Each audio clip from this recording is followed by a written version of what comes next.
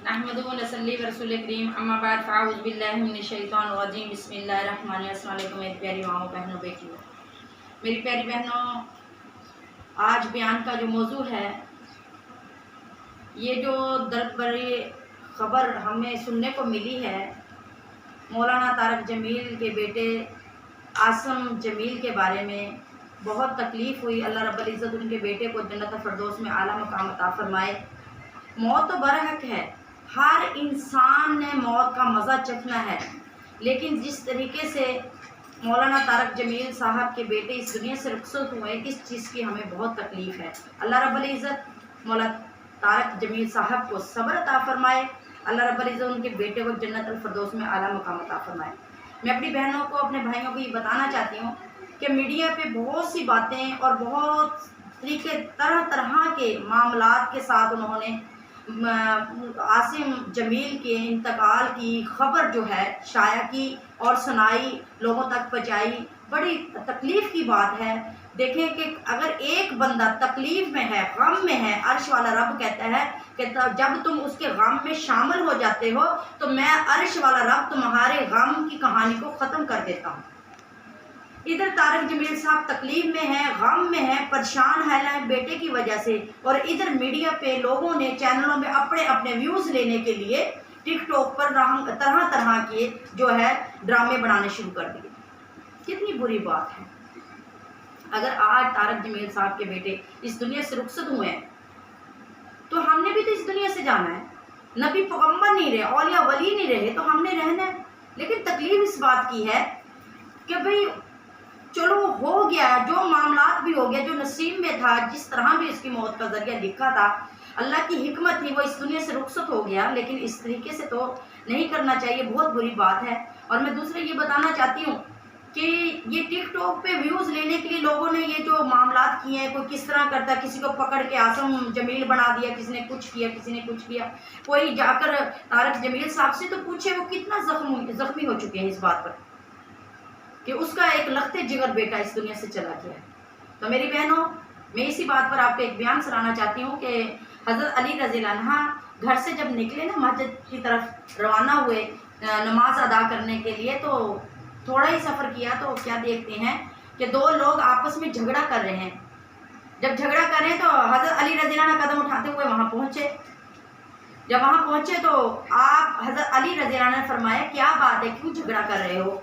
वो दो शख्स जो थे, एक कलमा पढ़ने वाला ईमान वाला था और एक ना कलमा पढ़ने वाला था। वो दोनों जो है एक ऊँट के पीछे झगड़ा कर रहे थे। एक कह रहा था कि ऊँट मेरे हैं, दूसरा कह रहा था ऊँट मेरे हैं।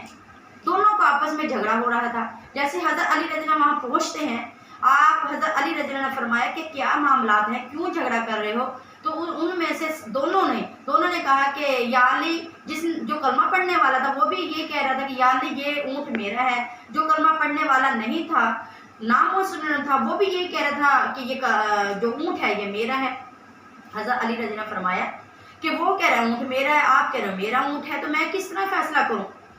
हज़रत अली रज़ियल्लाहु अन्हु ये बात सुनने के बाद चलने लगे ना। जिसका ऊँट था, कलमा पढ़ने वाला, ईमान वाला जो था, उसने ऊँट को छोड़ दिया और हज़रत अली के पीछे चलना शुरू किया। और जाकर जब आवाज़ दी, ए मौला अली ठहर जाइए, मेरी बात सुने। हज़रत अली रज़ियल्लाहु अन्हु ने पीछे मुड़कर देखा, फरमाया क्या बात है, अब आप मेरे पीछे क्यों आए, जबकि आप भी कह रहे हैं मेरा ऊँट है, वो शख्स कहता है मेरा ऊँट है, तो मैं किस तरह फैसला करूँ? जिसका ऊँट था वो कलमा पढ़ने वाला ईमान था, उसने कहा या अली ऊँट जाता है तो जाए, लेकिन मौला अली नाराज़ होकर ना जाए। हज़रत अली रज़ियल्लाहु अन्हु ने जब ये बात सुनी ना, तो हज़रत अली रज़ियल्लाहु अन्हु ठहर के हज़रत अली रज़ियल्लाहु अन्हु फरमाया, तो फिर सच क्या है? आप मुझे भी नाराज़ नहीं करना चाहते, फिर ऊँट भी आप कह रहे हो कि मेरा है, तो आखिर सच क्या है? ऊँट के मालिक ने कहा या अली मैं सच बोल रहा हूँ, मैं कलमा पढ़ने वाला हूँ, मैं आपके घराने से मोहब्बत करने वाला हूँ। या अली मैंने सोचा है कि ऊँट जाता है तो जाए, लेकिन मौला अली नाराज़ होकर ना जाए। या अली इसलिए मैं आपके पीछे आया। हज़रत अली रज़ियल्लाहु अन्हु ने फरमाया, तो फिर सच ये हुआ कि ऊँट आपका है? जी या अली ऊँट मेरा है। क्या निशानी है ऊँट अगर आपका है? वो शख्स कहता ऊँट मेरा है, आप कहते ऊँट मेरा है, तो आपके ऊँट की क्या निशानी है? सुनिए, کہ علی رضی اللہ عنہ سے محبت کرنے والے نے کیا سچ بتایا. کیا کہتا ہے کہ یا علی اونٹ کی نشانی یہ ہے کہ ہم بچپن سے خاندانی جو ہے نا، خاندانی ہمارا کام اونٹ چرانا والا ہے. ہم خاندانی جو لوگ ہیں اونٹ چراتے ہیں. تو یہ جو اونٹ ہے نا، اس کی اونٹنی نے اتنا خوبصورت بچہ دیا. اس اونٹنی نے اتنا خوبصورت بچہ دیا، اسے کسی بد نظر کی نظر لگ گئی. میں جیسے گھر آیا تو میں نے کیا دیکھا کہ وہ جو اس کی اونٹنی نے بچہ دیا ہے وہ ٹھیک نہیں ہے. تو میرے گھر والی نے کہا کہ یہ حرام بھی تو ہو جائے گا، لہٰذا اس پہ چھری پھیر لو. تو میں چھری اٹھا کر جیسے ہی اونٹنی کے بچے کی طرف آیا تو یہ اونٹ جو ہے نا سامنے بندھا ہوا تھا. جیسے میں نے اونٹنی کے بچے کو لٹا کر اس کے کمر پہ پاؤں رکھ کے اس کو ذبح کرنے کا ارادہ ہی کیا تو دور سے میرے بابا آ رہے تھے. میرے بابا نے آ کے مجھے زور سے دھکا دیا اور یہ اونٹ سامنے بندھا ہوا تھا. میرے بابا نے ساتھ مجھے دھکا دیا اور کہا کہ بیٹے اور ظالمہ، تجھے پتا نہیں کہ سامنے اونٹ بندھا ہوا ہے اور اونٹ کے بچے کو تو ذبح اس کے سامنے کر رہا ہے؟ تجھے پتا نہیں جن کے بچے مر جاتے ہیں یا اس طرح ان کو تکلیف ہوتی ہے تو ان کے جو ماں باپ ہوتے ہیں وہ زخمی ہو جاتے ہیں. اس کو سمجھنے کی کوشش کرو میں کہاں بات کر رہی ہوں. یہ ٹک ٹاک پہ تو تم لوگوں نے بہت طرح کی ویڈیو بنا کر پیش کر دی کہ ہمیں ویوز ملے. کوئی طارق جمیل کے گھرانے سے تو پوچھے وہ کتنے زخمی ہوئے ہیں، وہ کس حالت میں ہیں، انہیں کتنی تکلیف ملی ہے. آج ہم بے شک فرقوں کی بات نہیں یہاں پر ہوگی، یہاں پر انسانیت کی بات ہوگی، یہاں پر محبت کی بات ہوگی. تو میری بہنوں، جب حضرت علی رضی اللہ عنہ نے فرمایا کہ پھر اس کے بعد کیا ہوا، یا علی میرے والد نے آ کے مجھے دھکا دیا اور کہنے لگے وہ ظالمہ، تجھے نہیں پتا سامنے اونٹ بندھا، اس کے سامنے تو نے اس کے بچے کو ذبح کرنے کا ارادہ کیا.